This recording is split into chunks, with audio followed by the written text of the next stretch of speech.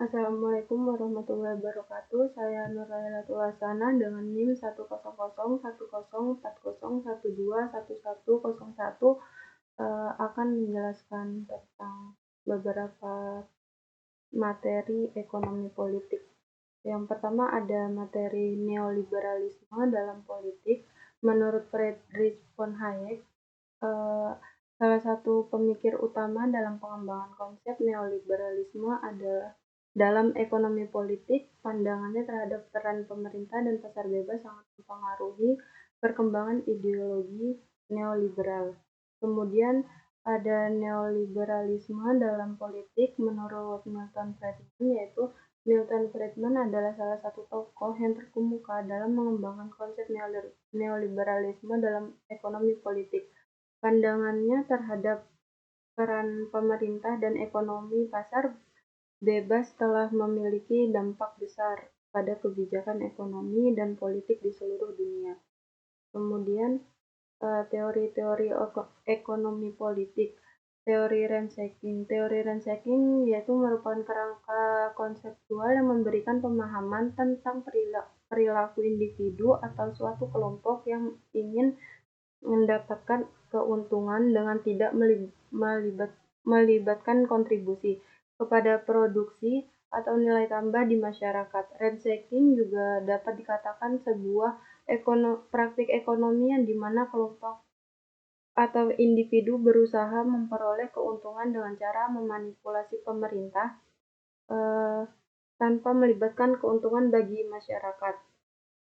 Renshaking dapat berbentuk berbagai karakteristik seperti korupsi, suap, atau praktik-praktik yang merugikan masyarakat.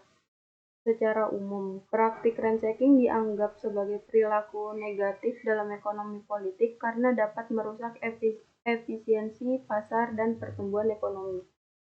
Kemudian ada teori redistributif kombinasi.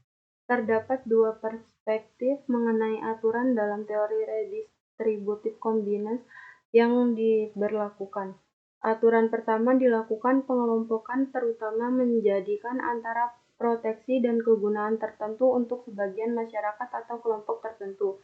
Kedua jenis analisis yang memandang proses politik sebagai penebaran yang rasional. Hal ini menunjukkan pola redistributif kombinasi ini berasal dari lingkup ekonomi aset produktif dan modal yang dikeluarkan secara terbatas oleh sebagian kelompok. Dalam teori redistributif kombinasi diibaratkan kewenangan atau otoritas penuh berada di pusat negara atau pemerintah guna mengatur kebijakan pada kelompok. Terus yang materi ketiga yaitu konsep negara welfare state. Welfare state adalah konsep di mana pemerintah bertanggung jawab untuk melindungi dan meningkatkan kesejahteraan rakyat. Konsep ini melibatkan pemberian perlindungan sosial seperti layanan kesehatan, pendidikan, dan jaminan sosial. Negara welfare state ini bertujuan untuk menciptakan keadilan sosial dan mengurangi kesenjangan ekonomi dalam masyarakat.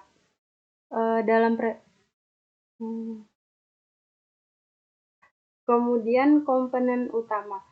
Negara welfare state terdiri dari beberapa komponen utama. Pertama, layanan kesehatan yang mencakup akses ke perawatan medis yang terjangkau dan berkualitas. Kedua, pendidikan yang memberikan kesempatan yang sama bagi semua individu untuk mendapatkan pendidikan yang berkualitas. Ketiga, jaminan sosial yang melindungi rakyat dari resiko sosial seperti pengangguran, kecelakaan, dan pensiun. Dan yang terakhir, penerapan konsep negara welfare state memiliki beberapa keuntungan. Pertama, ini dapat mengurangi kemiskinan dan ketimpangan ekonomi dalam masyarakat. Kedua, ini memberikan perlindungan sosial bagi individu yang membutuhkan. Dan yang ketiga, ini meningkatkan kualitas hidup rakyat dengan memberikan akses ke layanan kesehatan dan pendidikan yang berkualitas. Mungkin itu saja dari saya, kurang lebihnya mohon maaf. Wassalamualaikum warahmatullahi wabarakatuh.